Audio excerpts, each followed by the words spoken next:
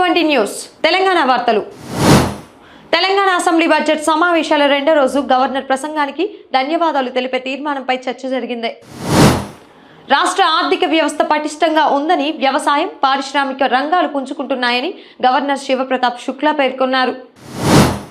హైదరాబాద్లో జరిగిన national mobility summit 2026లో పాల్గొన్న మంత్రి పొన్నం ప్రభాకర్ ఎలక్ట్రిక్ వాహనాలు మరియు మెట్రో విస్తరణే ప్రభుత్వ ప్రాధాన్యత అని ప్రకటించారు. కుకట్పల్లిలో దుండగులు కళ్లలో కారం కొట్టి సుమారు 1 కోటి విలువైన బంగారాన్ని దోచుకెళ్లారు. హైదరాబాద్లో జరగనున్న అంతర్జాతీయ సదస్సు బయో ఏషియా 2026ను ముఖ్యమంత్రి రేవంత్ రెడ్డి ప్రారంభించనున్నారు.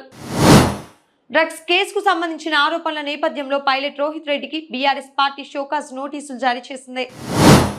ఒక మెడికల్ కాలేజీ ఆసుపత్రిలో స్వల్ప అగ్ని ప్రమాదం జరగగా సిబ్బంది అప్రమత్తతో రోగులను సురక్షితంగా తరలించారు.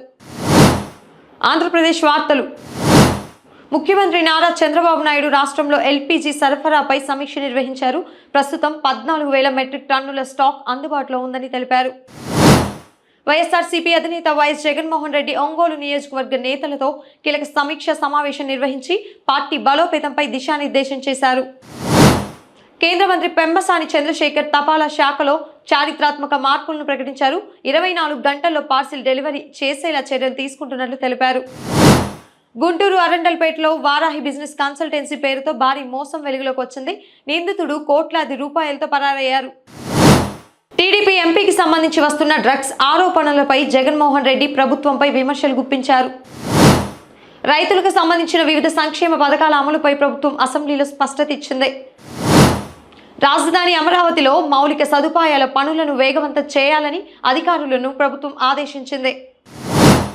జాతీయ వార్తలు. దత్తత తీసుకున్న తల్లులకు కూడా 12 వారాల ప్రసూతి సెలవులు ఇవ్వాలని, బిడ్డ వయసుతో సంబంధం లేదని సుప్రీంకోర్టు స్పష్టం చేసింది. లోక్సభలో గతంలో సస్పెండ్ అయిన 8 మంది ప్రతిపక్ష ఎంపీల సస్పెన్షన్ను వాయిస్ ఓటు ద్వారా రద్దు చేశారు. రాబోయే అసెంబ్లీ ఎన్నికల కోసం బీజేపీ 144 మంది అభ్యర్థులతో కూడిన తొలి జాబితాను విడుదల చేసింది. అంతర్జాతీయ వార్తలు. ఇరాన్ భద్రతా విభాగం అధిపతి అలీ లారిజానీని తాము చంపినట్లు ఇజ్రాయెల్ ప్రకటించింది. అయితే ఇరాన్ దీనిని ఇంకా ధృవీకరించలేదు.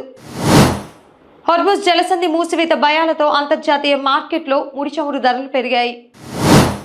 ఇరాన్ మరియు ఇజ్రాయెల్ పరస్పర దాడుల నేపథ్యంలో అబుదాబిలో కూలిన క్షిపణి శకలాల వల్ల ఒక పాకిస్తానీ జాతీయుడు మరణించినట్లు సమాచారం.